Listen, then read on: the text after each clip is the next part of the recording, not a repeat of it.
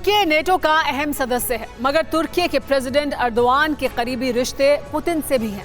और इसका अंदाजा आप इस बात से लगा सकते हैं कि तुर्की दुनिया का एकमात्र ऐसा मुल्क है जिसके जंगी खाने में यूएस का F-16 फाइटर जेट भी है और रूस का S-400 मिसाइल डिफेंस सिस्टम भी। लेकिन इसी तुर्की ने नेटो समिट से पहले पुतिन की पीठ में छुरा घोंपा है। अपने फायदे के लिए स्वीडन पर सौदा करते हुए रूस को धोखा दिया है, जिसका नतीजा ये हुआ है कि जल्द ही स्वीडन नेटो में शामिल हो सकता है। यकीन मानिए, अगर ऐसा हुआ तो फिर डबल वॉर फ्रंट पर रूस की घेरेबंदी हो जाएगी। बाल्टिक से बैरेंट सी तक बारूदी चक्रव्यूह तैयार हो जाएगा, जिसे भेद पाना पुतिन के लिए किसी खतरे से कम नहीं है। आखिर क्यों, आप भी देखिए। उल्फ क्रिस्टल्सन के बीच बातचीत हुई। इसके बाद नेटो चीफ ने अपने ताजा बयान में साफ किया कि तुर्की ने स्वीडन के मुद्दे पर सहमति जता दी है।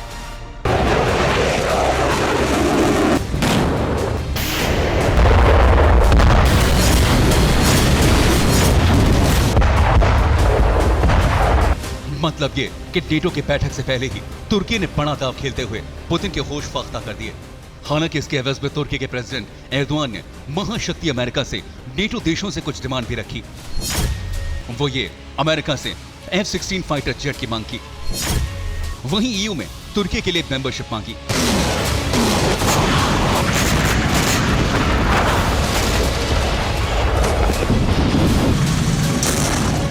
फौरन अमेरिका ने तुर्की की दोनों मांगों को स्वीकार कर लिया और स्वीडन की सदस्यता पर तुर्की ने जो आपत्ति जताई थी उसे भी हटा लिया।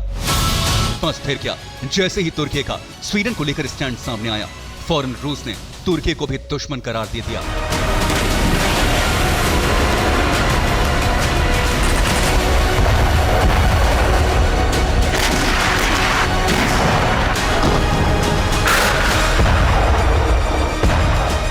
लेकिन बड़ा सवाल यह है कि स्वीडन के नेटो में जाने से पुतिन क्यों परेशान है?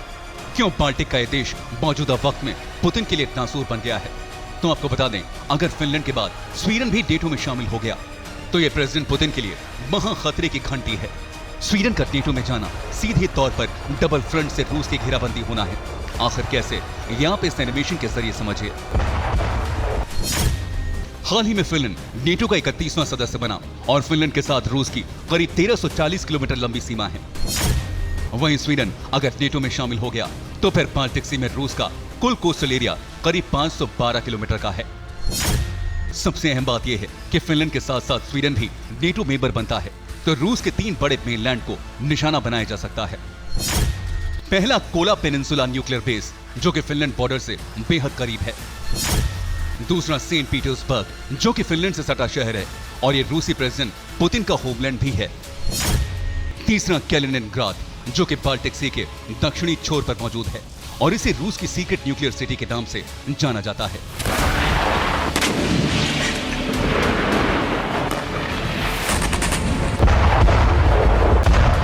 यानी जल्द ही उत्तरी अटलांटिक संधि संगठन में शामिल देशों की तादाद 31 से 32 हो सकती है। ऐसे में पुतिन का आक्रामक होना इसलिए भी जायज है क्योंकि रूस यूक्रेन युद्ध के बीच फिनलैंड तो नेटो में शामिल हो ही चुका है। अब स्वीडन भी नेटो का सदस्य बना तो नॉर्डिक समूह के सभी देश नेटो मेंबर बन जाएंगे, क्योंकि नॉर्डिक शब्द नॉर्दर्न से बना है, जिसका मतलब होता है उत्तर। और इस नॉर्डिक समूह में 5 देश हैं जो उत्तरी यूरोप के हैं। पहला डेनमार्क, दूसरा स्वीडन, तीसरा फिनलैंड, चौथा नॉर्वे और 5वां आइसलैंड। स्वीडन को छोड़ दें तो बाकी चारों मुल्क उत्तरी अटलांटिक संधि संगठन का हिस्सा हैं। ऐसे में रूस की उत्तर पश्चिम फ्रंट से पूरी तरह घेराबंदी हो सकती है।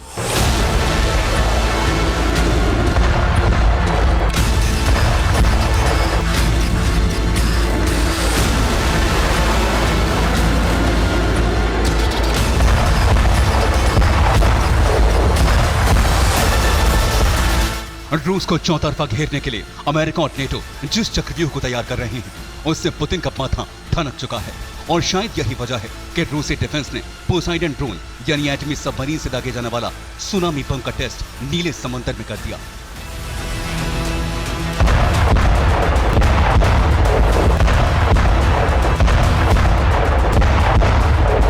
पुतिन ने अपने विनाशक हथियारों के टेस्ट के साथ ही फिनलैंड, स्वीडन समेत पूरे नेटो को चेतावनी दे दी है कि अब भी नेटो ने अगर यूक्रेन का साथ दिया या फिर रूस की घेराबंदी की तो पलक झपकते ही पुतिन बेहिसाब तबाही मचाने वाले विध्वंसक हथियारों का इस्तेमाल करने से नहीं चूकेंगे।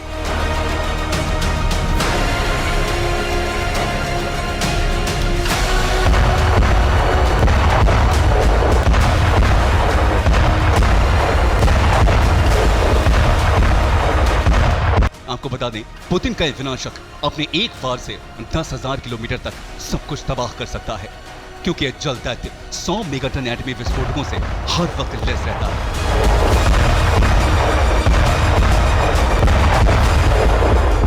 इसे ना कोई रडार पकड़ सकता है, ना कोई डिफेंस सिस्टम। नीले समंदर की गहराई में इसके सामने टिकना, इससे भिड़ना बर्बादी को दावत देने जैसा है।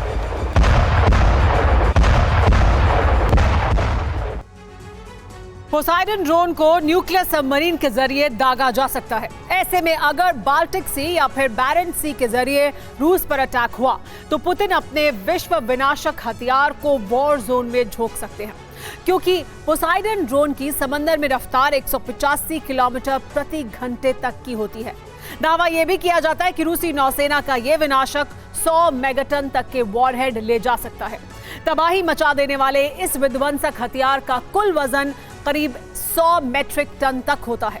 इसकी लंबाई करीब 65 फीट और दायरा करीब 8 फीट तक का होता है। पोसाइडन ड्रोन समंदर में 3250 फीट तक की गहराई में जाकर घातक अटैक कर सकता है।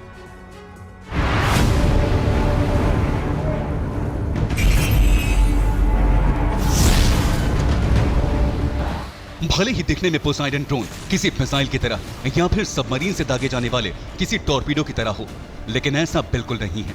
जिस तरह से हवा में मार करने वाले अटैक ड्रोन होते हैं, ठीक उसी तरह रूसी डिफेंस भी समंदर में हमला करने के लिए पोसाइडन ड्रोन का इस्तेमाल करता है।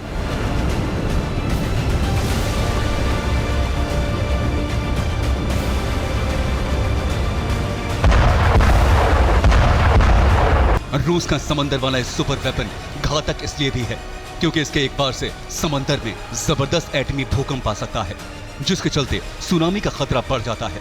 शायद इसीलिए दुनिया रूस के पोसाइडन ड्रोन को सुनामी बम कहता है, यानी समंदर में इसके प्रहार के साथ ही लहरें उफान मारती हैं और उनकी चपेट में आने से कोई भी मुल्क जलमग्न हो सकता है। ऐसे में अगर नेटो जंग से पीछे नहीं हटा, अगर स्वीडन ने नेटो में जाने की जिद नहीं छोड़ी, तो यकीन मानिए यूरोप के कई मुल्क पुतिन के प्रकोप से जल समाधि ले लेंगे।